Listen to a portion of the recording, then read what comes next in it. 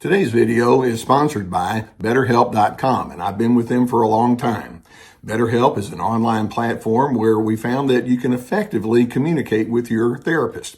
Now, you begin by filling out a questionnaire, and then you'll be matched with a therapist within a couple of days. And if that match isn't ideal for you, you can certainly make an adjustment there.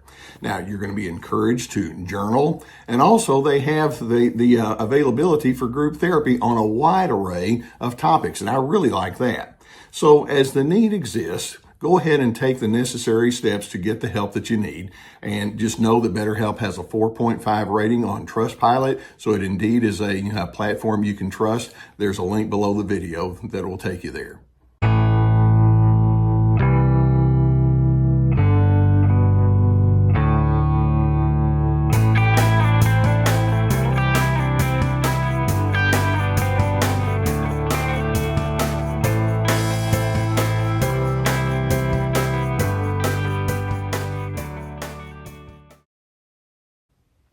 I want to lock in today on a question that I know that many of you have asked of yourselves, and that is, why won't the passive-aggressive narcissist cease their antics? I mean, can't they see that it's getting the relationship into no good space at all?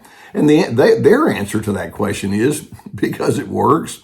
Passive-aggressive narcissists are highly competitive. They're trying to figure out how to gain an edge over you, and they've determined that the more they can create frustration on the inside of you due to their lack of cooperation, then the better off they're going to be, and they're letting it be known. I'm the one who's in charge. I may not be as loud as somebody else, but I'm the one who's in charge around here. Don't you forget it. And they like that. Now, in their pattern of passive aggressiveness, there are multiple features that drive them. But before we get there, I want to make sure that we understand some of the antics that they are commonly going to use, and then we'll break it down. For example, passive aggressives are known for having very tight defenses. If you try to confront them or talk with them about a delicate topic, they'll just throw a wall up, and it's very thick and impenetrable. They're famous for giving you the silent treatment. They can stonewall you. They might just they might just be secretive or evasive. They can quit on you and just let it be known. I'm just not going to do anything you want. I quit. I don't care. They can be deliberately non-cooperative. They can be lazy. They can procrastinate. They'll not fulfill tasks that they promised that they would do. They can do behind the back character assassination toward you. They can tune you out. I mean, there's all sorts of things that they'll do, and that's just a short list right there. Now, to top it off, not only do they use these kind of antics, but then they're prone towards holding on to long-term grudges and holding you in contempt. And then they refuse to even try to make even a little bit of an effort to understand you or know your backstory. I mean, when we say passive-aggressive, it's like, I've checked out on anything that's part of the healthy way of life. I don't do that.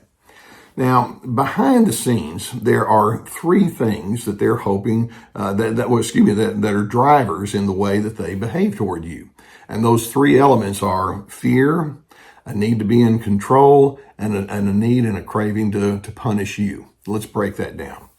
When we say that the passive-aggressive narcissist is driven by fear, first, let's remind ourselves these individuals are in the aggressor mode. And that means there's anger. Let's remember that. There's anger that's pushing them along. And when you're in an aggressor's mode, what it also tells us is that you are in a self-protective mode. You see, the anger that's part of the passive-aggressive is tapped into a person's sense of self-preservation. In the healthiest sense of the word, you would want to preserve yourself with your worth and your needs and your convictions, while also showing regard to the person that's in front of you. But the the aggressive person says, no, I'm going to stand up for my worth, needs, and convictions, but I don't have any regard for you. And so they stand up for themselves at your expense. The passive-aggressive person, though, has decided, well, if I'm too loud with it, then that leaves me vulnerable, and I might not be able to win arguments with you. So what I'm going to do is I'm just going to go underground. They tend to have a history of suppressing their emotions up front. Sometimes they can give the appearance of being okay when in fact they're simmering and stewing on the inside. They don't want to be exposed. and they're going to have sneaky aggression.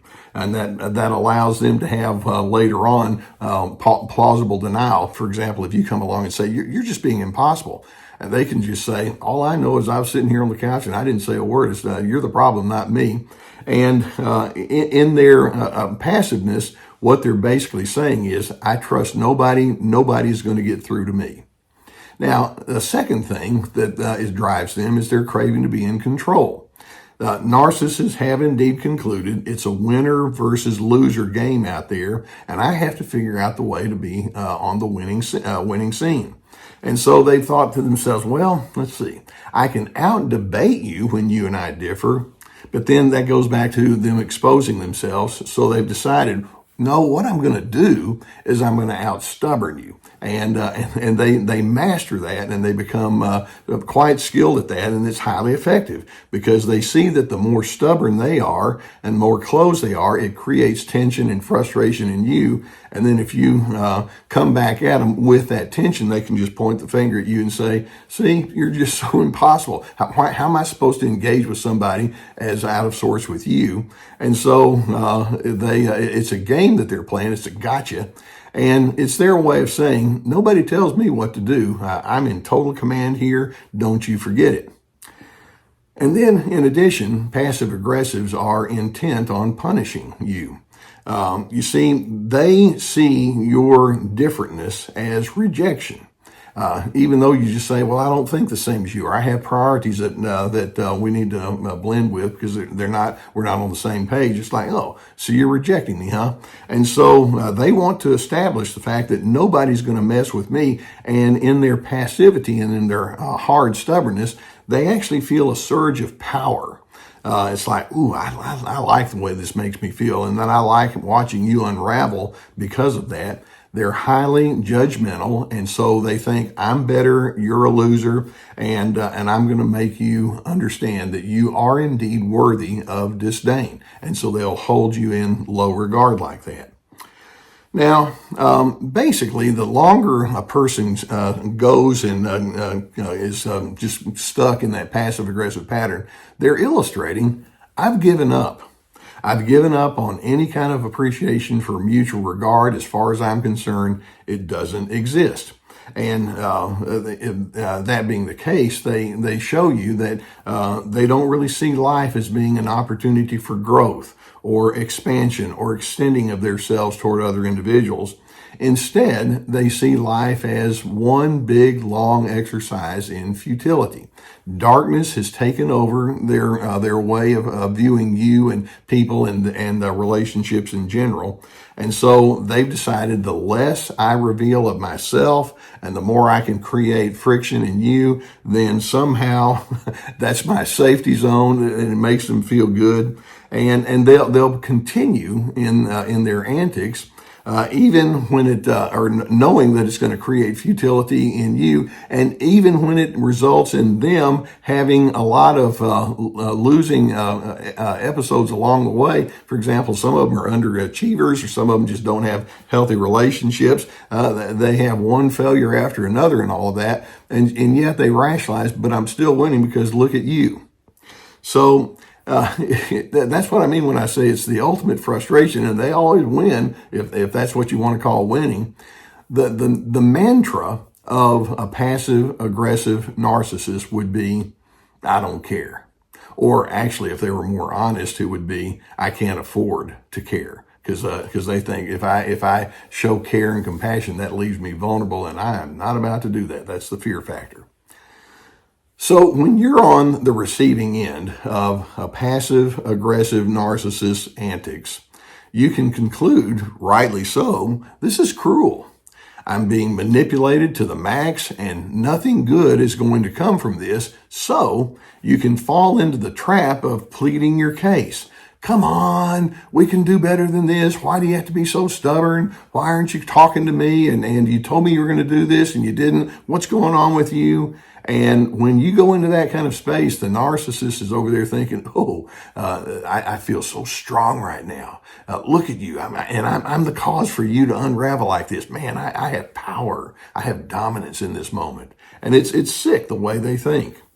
So, in fact, by the way, when that passive aggressive person would come into my counseling office back when I was maintaining my practice, I would pick up pretty quickly that their survivalist mindset just keeps them from having any willingness to examine themselves, because you would, here I am, I'm trying to be the ultimate safe person for them, and it's like, I'm not going to open myself up to you because you're going to use it against me. And so as a result, that we tended not to have a real high success rate when somebody came in with that combination of both passive aggressive and highly narcissistic. I mean, it's not a good combination.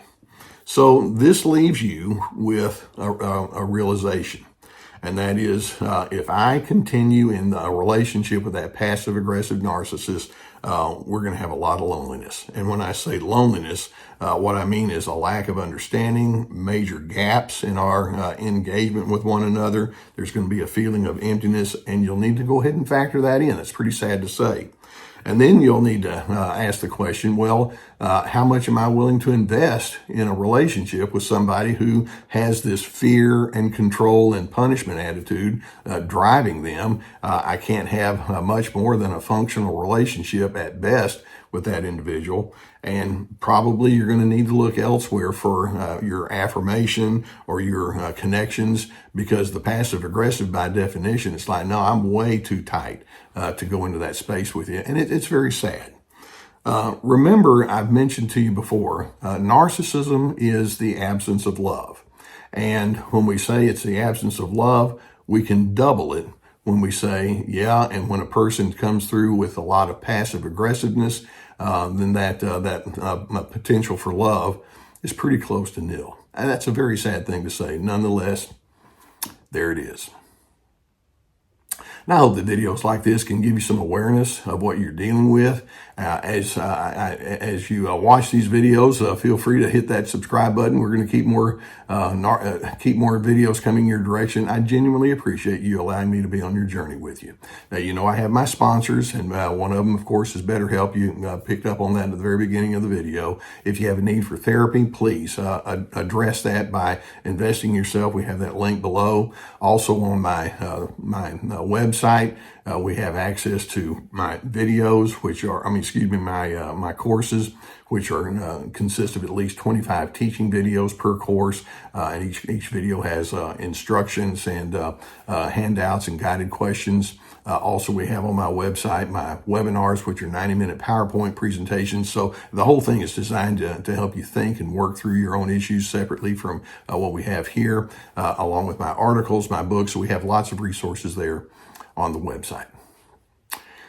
Well, I know that this can be the ultimate futility, and I'm hoping, rather than you just going in and trying to tangle with that person who's creating the futility, you can pull back and say, I need to take charge of my own well-being, practice self-care, knowing that you're with a person who will win at your expense, even at their own expense. But as you separate off from their antics, I'm hoping you can decide, well, I'm going to stand for cleanness. I'm going to stand for dignity, respect, and civility. And as you do, it'll take you further and further down the path toward your experience of genuine internal peace. I so want you to find your peace.